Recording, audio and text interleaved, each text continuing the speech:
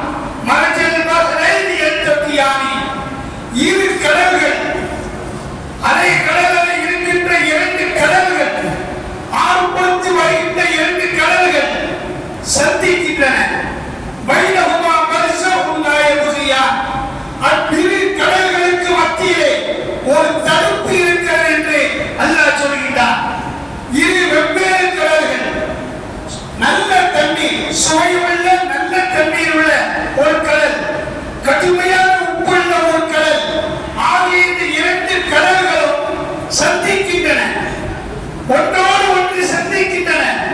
அப்படி சந்திக்கின்ற போது அந்த இரண்டு கடல்களுக்கு மத்தியே அல்லாஹ் ஒரு தடுப்பை ஏற்படுத்தியிருக்கிறான். இந்த நல்ல தண்ணீர் உப்பு தண்ணீருடன், இந்த உப்பு தண்ணீர் நல்ல தண்ணீருடன் கலக்காது. அவ்விரண்டு கடலுக்கு மத்தியில் ஒரு தடுப்பு இருக்கிறது என்று இறைவன் குர்ஆனிலே சொல்கின்றான். இந்த வசனங்களை ஆய்வு செய்வதற்காக உண்மையிலே இரண்டு கடல்கள் சந்திக்கிறது.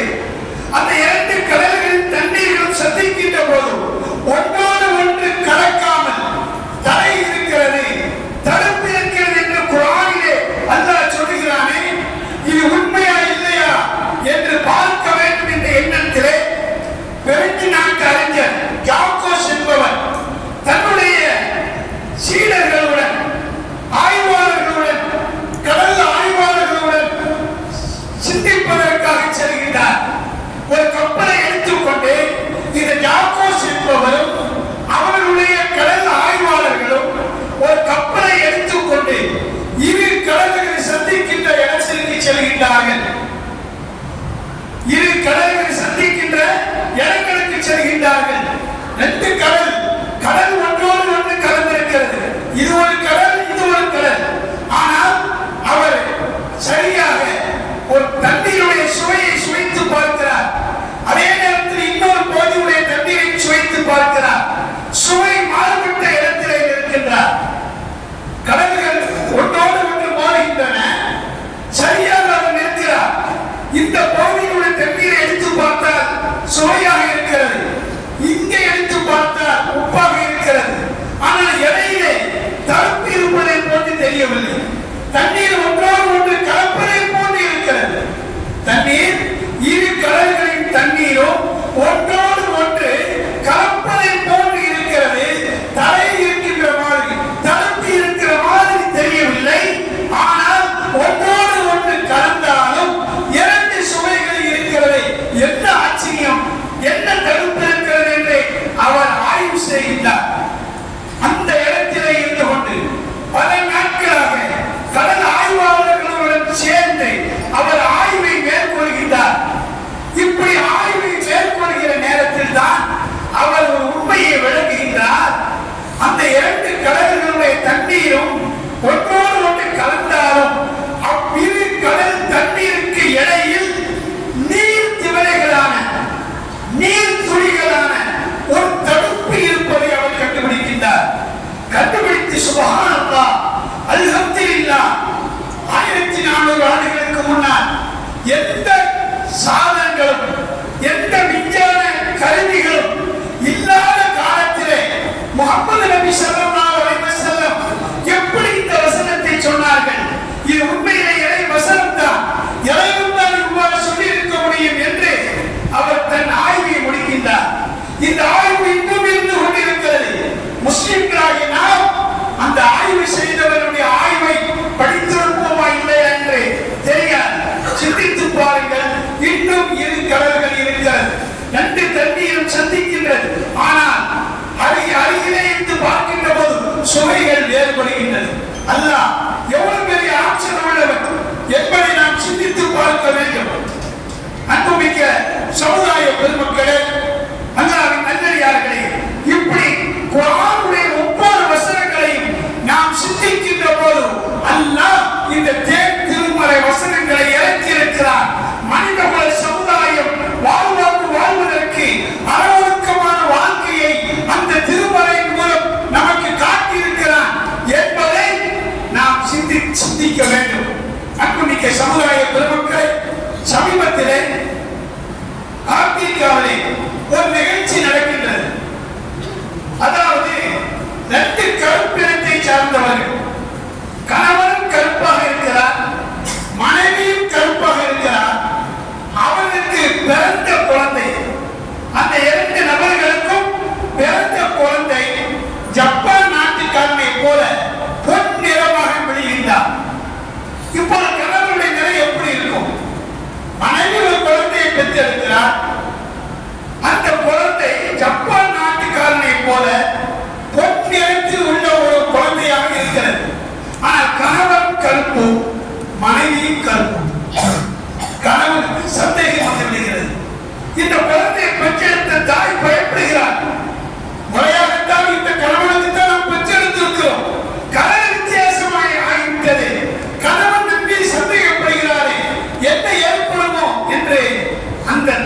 பதறுகிறார். இந்த கருப்பின தந்தை உடனே ஆஸ்பத்திரிக்கு செல்கின்றார், மருத்துவமனைக்கு செல்கின்றார்.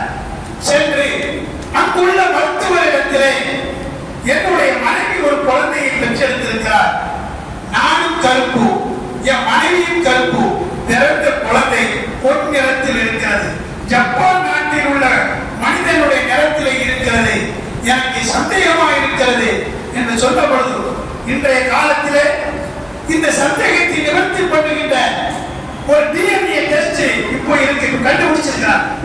நீங்க நிறைய இடங்களில் இந்த சந்தேகமே இருக்கு. ஏன்னா இந்த நாட்டில் ஒரு சட்டம் இருக்கு, அவன் கல்யாணம் முடிச்சிருந்தாலும் யார் யார் கொடுத்தாலும் வாழலாம், யாரையும் கட்டிக்க முடியாது. அதனால இன்னைக்கு பிறக்கிற பல குழந்தைகள் பிரச்சனைக்குரிய குழந்தைகளா இருக்கு. அதனாலதான் குழந்தை பிறத்தோடு நிறைய பேர் குழந்தையை கொண்டாடுறாங்க. முஸ்லிம்களை பொறுத்தவரையில நமக்கு இஸ்லாமிய அற்புதமான சரியத்துடைய சட்டங்கள், நபியுடைய வழிமுறைகள் இருக்கிறது. திருமணம் அல்லாமல் தவறான வழிகளை முஸ்லிம்கள் செல்ல மாட்டார்கள். ஏனெனில் முஸ்லிம்கள் இறை அச்சத்தின் அடிப்படையில் வாழக்கூடியவர்கள் அல்லவா. ஆனால் இஸ்லாத்திற்கு மாற்றமான ஏழு சமுதாய மக்களிடத்திலே அவர்களுக்கு எந்த ஒரு சட்டம் கிடையாது. அவர்களுக்கு மூளையிலே அறிவுரை என்ன உதயமாகுவதோ அவையெல்லாம் தீர்ப்பாக சொல்லிவிடுவார்கள். அதனால்தான் திருமணம் முடித்த பிறகு யார் யாருடன் வாழலாம், விரும்பிவிட்டால் ரெண்டு பேரும் சேர்ந்து வாழலாம். என்ன நடக்கும்? கணவன் இருப்பான், இவன் குழந்தை பிறக்கிறான், அந்த குழந்தை யாருடைய குழந்தை? உடனே டிஎன்ஏ டெஸ்ட் நடக்கிறது. குழந்தை இவன் குழந்தை இல்லைன்னு இந்த குழந்தையை கொண்டாடுறாங்க. குழந்தை என்ன பாவம் செஞ்சிச்சு? நீங்க நம்ம பத்திரிகையில பார்க்கலாம். ஏன் நாம் முஸ்லிம்கள் பலர்கள் இறையச்சம் உள்ளவர்கள், சிலர்கள் கூட என்னிடம் வந்த வழக்குகளில் கூட குழந்தை எனக்கு பிறக்கிறது என்று பஞ்சாயத்து பேசுகிற சூழ்நிலையை கூட பார்க்கிறோம்.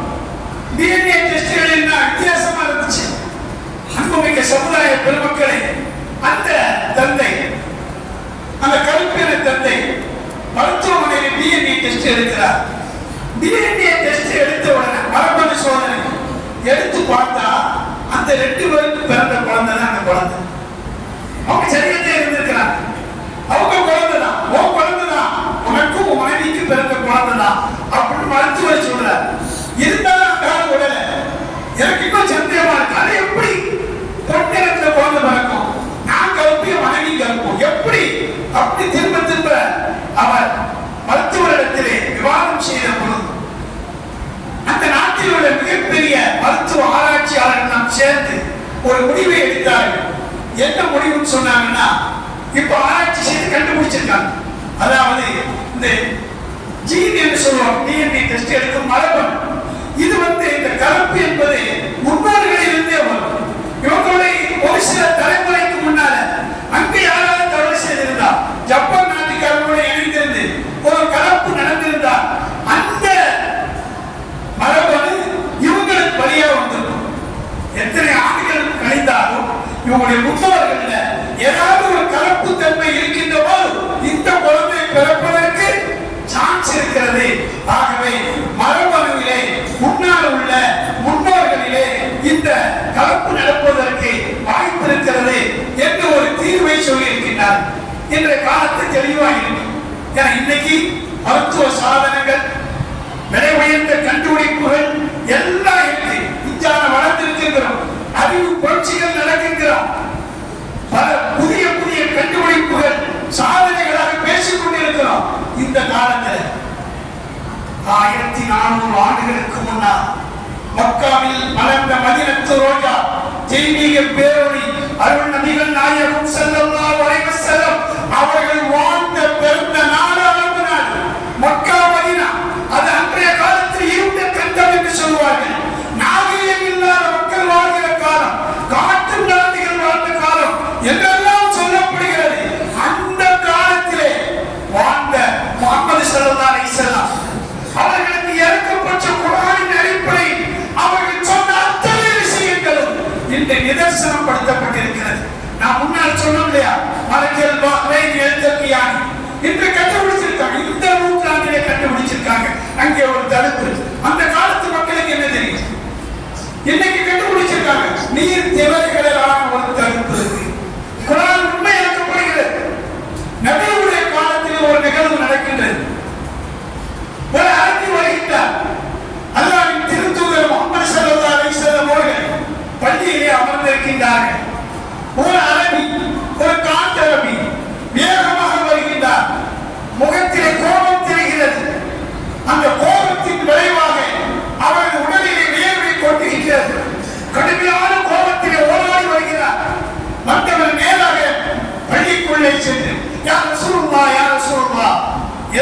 பதட்டத்துல வர என்னப்பா என்ன ஆச்சு?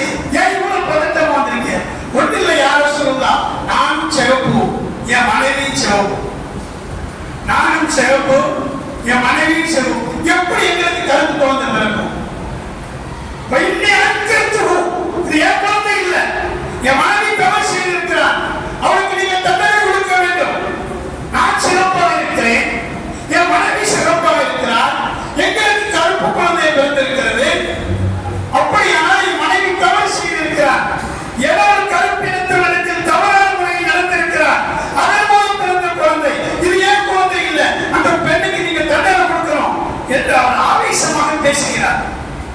ஸல்லல்லாஹு அலைஹி வஸல்லம் அப்படி நிதானமாக, அவங்க எந்த கோபமும் படல, எந்த ஆத்திரமும் படல, ரொம்ப நிதானமாக அவர் பேச விடுறார். ரொம்ப கடுமையாக பேசுறாரு. பேசி முடிச்சு அவருக்கு வேர்த்து விறுவிறுத்து மூச்சு வாங்கி நிற்கிறார். இப்போ ரசூலுல்லாஹ் அவர்கிட்ட பேசுறார்.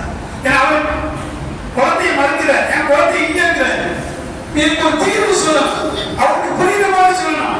இப்போ டெஸ்ட் எடுக்கிற இந்த மருத்துவ சாதனங்கள் அப்படிங்கிற எந்த மருத்துவமனையும் டெஸ்ட் எடுக்க முடியாது, என்ன செய்யறது?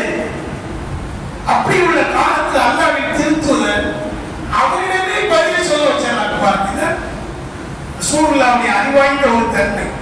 தன்னிடத்தில் வரக்கூடியவர்கள் எவ்வளவு அறியாமையில் வந்தாலும் அவர்களுக்கு அறிவை புகட்டி ஒரு மகத்தான அறிவு பூக்களாக மலர செய்து விடுவார்கள், அறிவின் சூரியனாக பிரகாசிக்க செய்து விடுவார்கள். இது நபியிடத்தில் இருக்கிற அழகான குணம்.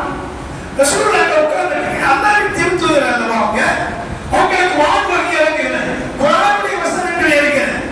அவங்க எதையும் அவங்க சொல்றது இல்லை, மாயத்தின் ஹவா, அவங்க மனசுல வந்து பேசுறவங்க இல்ல. இன்னும் இல்லா வஹியன் யூஹா, அல்லாஹ் எதை வஹியாக இறக்குகிறான் அதைத்தான் அவர்கள் பேசுவார்கள். அமைதியாக இருக்கிறார்கள். அவர் உணர்ச்சி வசப்பட்டு பேசி மூச்சு வாங்க இருக்கிறார். அது வரைக்கும் அமைதியா இருந்துட்டு ஸல்லல்லாஹு அலைஹி வஸல்லம் இப்ப அவரிடத்திலே ஒரு கேள்வி கேட்கிறார். அவரை பார்த்து, அவருடைய நனவு ரசூலுல்லாஹ்வுக்கு தெரியும், இவர் என்ன தொழில் பார்க்கிறார் தெரியும். அதனால நபி அவர்கள் அவரை பார்த்து கேட்காங்க, அல்லக மின் இப்னுன், அல்லக மின் இப்னுன், உன்னிடத்துல ஒட்டகம் இருக்கிறதா? அவர் சொன்னா, யாரும் சொல்லலாம், தொழிலே அதுதான், என்னிடத்தில் ஏராளமான ஒட்டகங்கள் இருக்கு, அந்த ஒட்டகங்களை வச்சுட்டு நான் என்ன செய்யறேன், என்னுடைய வருவாயை நான் கழித்துக் கொண்டிருக்கிறேன் என்று சொன்ன உடனே நபி அவர்கள் கேட்டாங்க, அந்த ஒட்டகத்தின் நிறங்கள் என்ன? ஒட்டகங்களா இருக்கு இல்லையா, அந்த ஒட்டகங்களின் நிறங்கள் என்ன? கால அவர் சொன்னார், ஒவ்வொரு சிறப்பு நிறங்கள். நபி அவர்கள் உடனே அல்பியாவின் அவருக்கும் சிறப்பு ஒட்டகைகள் தான் இருக்கிற, எல்லா ஒட்டகைகளும் சிறப்பு ஒட்டகைகள் தான். அந்த சிறப்பு ஒட்டகைகளுக்கு மத்தியிலே சாம்பல் நிற ஒட்டகைகள் இருக்கிறதா, கருப்பு நிற ஒட்டகைகள் இருக்கிறதா என்று நபி அவர்கள் கேட்கிறார். கொஞ்சம் யோசித்து பார்க்கிறார். பார்த்துட்டு அவர் சொல்றாரு, இன்ன பீயா லவுர்கன், ஆமா யாரும் சொல்லலாம், அந்த ஒட்டகத்துல ஒரு சாம்பல் நிற ஒட்டகம் இருக்கு, ஒரு சாம்பல் நிற ஒட்டகம் இருக்கு அப்படின்னு சொன்ன உடனே ரசூலுல்லாஹ் சொன்னாங்க,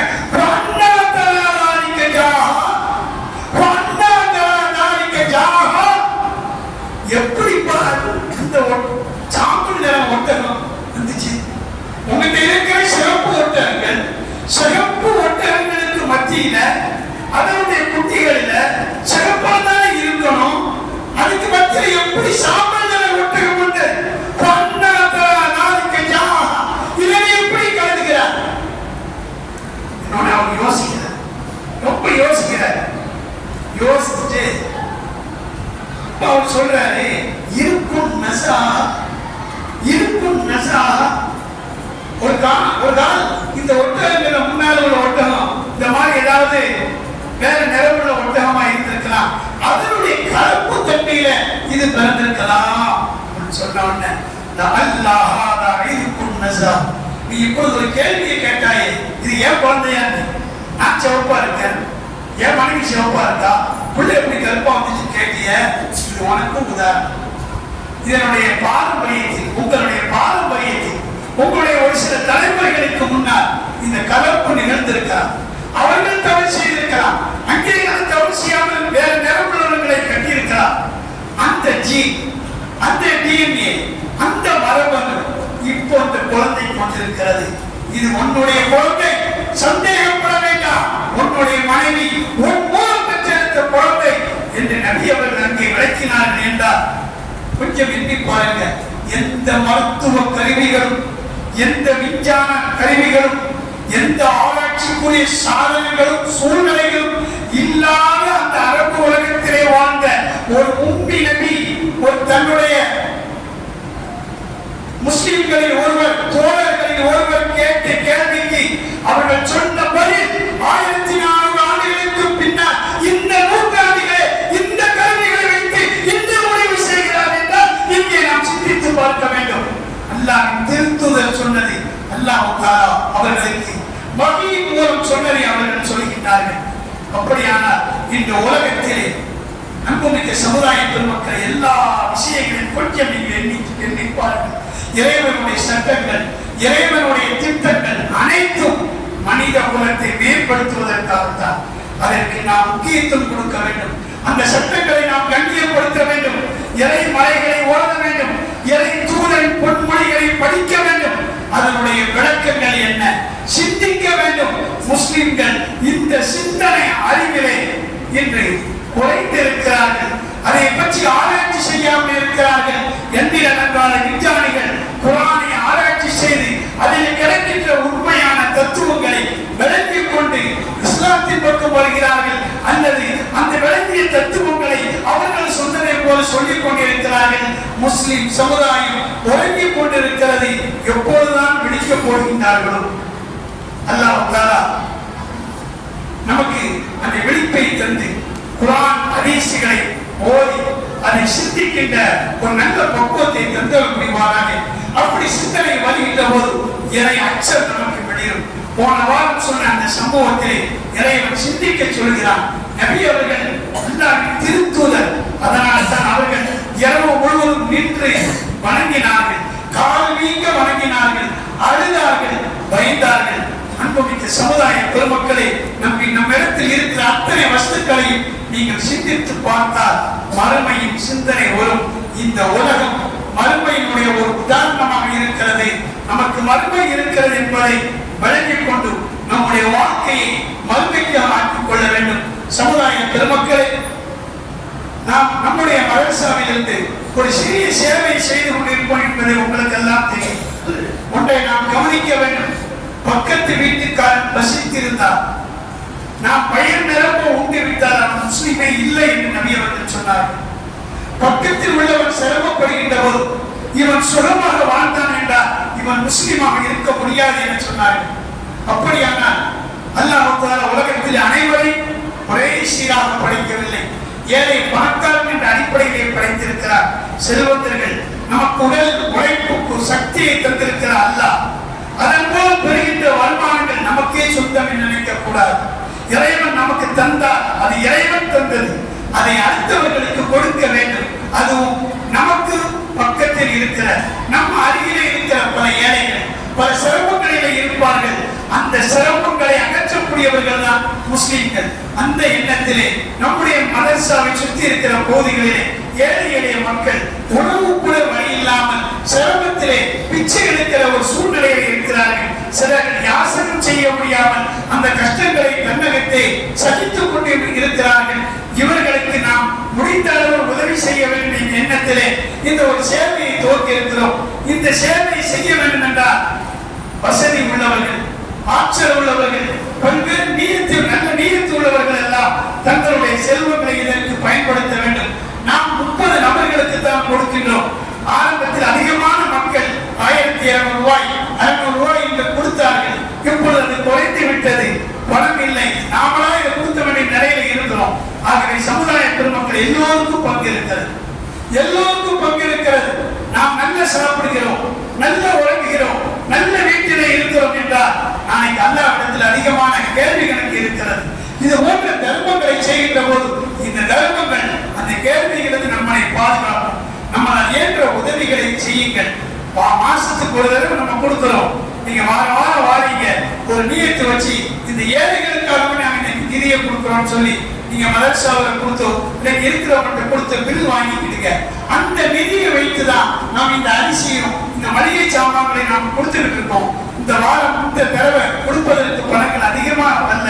ஒரு சில நல்ல மக்கள், தர்ம சிந்தனை உள்ள, இறை அச்சம் உள்ள நல்ல மக்கள் ஒரு சிலர் கொடுக்கிறார்கள். அது பற்றவில்லை. நாம் கொடுத்திருக்கிற 30 பேருக்காவது தொடர்ந்து கொடுக்க வேண்டும் என நினைக்கின்றோம். சமுதாய பெருமக்களை நம்முடைய உடலை சிந்தித்து பாருங்கள். அல்லாஹ் எவ்வளவு ஆரோக்கியத்தை தந்திருக்கிறார். எத்தனை மக்கள் ஆரோக்கியம் இல்லாமல் கஷ்டப்படுகின்றார்கள். ஒரு நாள் நமக்கு நோய் ஏற்பட்ட ஒரு நியத்தை செய்யுங்க. நான் ஒரு ஏழைக்கு இந்த மாசம் உணவா நான் கொடுக்கிறேன், ஒரு 1200 ரூபாய், ஒரு 600 ரூபாய். நாம் செய்கின்ற தர்மம் நம்மளை காக்கும். நமக்கு ஏற்படுகின்ற அத்தனை ஆபத்துக்களை பாதுகாக்கும். நாம் ஏழைகளுக்கு செய்கின்ற தர்மம், தேவை உள்ளவர்களை தேடி சென்று செய்கின்ற ஒரு தர்மம் இருக்கிறது. அதாவது பிறர் பாராட்ட வேண்டும் என்பதற்கு இல்லாமல் நம்முடைய பகுதியில இந்த ஒரு அமைப்பு இருக்கு, இங்க நம்ம கொடுத்து நம்முடைய பணம் யாருக்கு போய் சேருன்னு நம்மளுக்கு தெரியாது. இதெல்லாம் விஷயங்கள். இந்த மாதிரி இறைவனுக்காக இந்த தர்மங்களை நாம் செய்தா இதுதான் பண்படங்கு நன்மைகளை நமக்கு பெற்றுத்தரும். அதாவது கடுமையான ஆபத்துக்களை விட்டு பாதுகாக்கும், கடுமையான வியாதிகளை விட்டு பாதுகாக்கும், திடீரென பயங்கரமாக ஏற்படுகின்ற கடுமையான மோசமான மௌத்தை விட்டு பாதுகாக்கும் தர்மங்கள். ஆகவே சமுதாய பெருமக்களை இந்த வாரம் உங்களுக்கு சொல்லி இருக்கிறேன். அடுத்த மாசம் நம்ம தெளிவா உங்களுக்கு கொடுக்கணும்னா நீங்க உங்களுடைய உதவிகளை நீங்க செய்யுங்க. நம்முடைய மதரசால இருந்து 30 பேரை தேர்ந்தெடுத்து நம்ம கொடுக்கிறோம். இந்த 30 பேரும் 30 ஏழையும் மகிழ்ச்சியா உணவு உண்டு. ஒரு மகிழ்ச்சி அடைந்தா இந்த பகுதி முழுவதுமே அல்லாவுடைய பரக்கத்து வரும். இந்த பகுதி முழுவதுமே அல்லாவுடைய அருள் வரும். நமக்கு வேண்டிய எல்லா வசதிகளையும் அல்லாஹ் செய்து கொடுப்பான். இன்ஷா அல்லாஹ் நம்ம எல்லாம் செய்யலாமா? அஸ்ஸலாமு அலைக்கும் வரஹ்மத்துல்லாஹி بسم الله الرحمن الرحيم الحمد لله رب العالمين والصلاة والسلام على سيدنا محمد وعلى آله وصحبه أجمعين. ربنا آتنا في الدنيا حسنة وفي الآخرة حسنة وقنا عذاب النار وأدخلنا الجنة مع الأبرار يا عزيز يا غفار يا رب العالمين. الرحمن يا الله நாங்கள் அறிந்து அறியாமல் தெரிந்தோ தெரியாமல் செய்துவிட்ட பாவங்களை அவற்றின் உனது மேலான கருணைகளை மன்னித்தார் புரிவாயாக. யாரெல்லாம் நாங்கள் செய்து கொண்டிருக்கிற இந்த சேவையை ஏற்று அதற்கு நிரப்பமான கூலியை யாரெல்லாம் இதிலே பங்கு பெற்றிருக்கிறார்களோ அவர்களுக்கு இன்மையின் மறுமையின் கொடுத்தல் புரிவாயாக. இன்மையிலும் இதை சிறப்பாக செயல்படுவதற்கு யாரெல்லாம் நல்ல மக்களின் இதயங்களிலே உதவி செய்கின்ற எண்ணத்தை ஏற்படுத்தி இந்த காரியம் சிறப்பாக நடப்பதற்கு நீ அருள் செய்வாயாக. யாரெல்லாம் இதற்கு உதவி செய்திருக்கிறார்களோ, நேரங்களையும் காலங்களையும் கொடுத்திருக்கிறார்களோ, யாரெல்லாம் அவருடைய பாவங்களை மன்னிப்பாயாக. அவர்களுக்கு உள்ள ஆரோக்கியத்தின் நீண்ட ஆயுளையும் நிறைந்த செல்வங்களையும் பரிபூர்ணமான பரப்பாக்குகளையும் நீ கொடுத்தருமையாயாக. அவர்களுக்கு என்னென்ன தேவைகள் நாட்டங்கள் இருக்கிறதோ அவைகளை எல்லாம் நிறைவேற்றி வைப்பாயாக. எங்களுடைய தேவைகளையும் நோக்கங்களையும் யாரெல்லாம் ஹலாலான எண்ணங்களை நீ பூர்த்தி செய்தால் புரிவாயாக. ரப்பனா தகப்பல் மின்னா இன்னக அன்தஸ் ஸமீஉல் அலீம் வதுப் அலைனா இன்னக அன்தத் தவ்வாபுர் ரஹீம் வஸல்லி அலா ஹபீபிக நபியினா முஹம்மதின் வ அலா ஆலிஹி வ அஸ்ஹாபிஹி அஜ்மஈன். அல்ஹம்துலில்லாஹி ரப்பில் ஆலமீன்.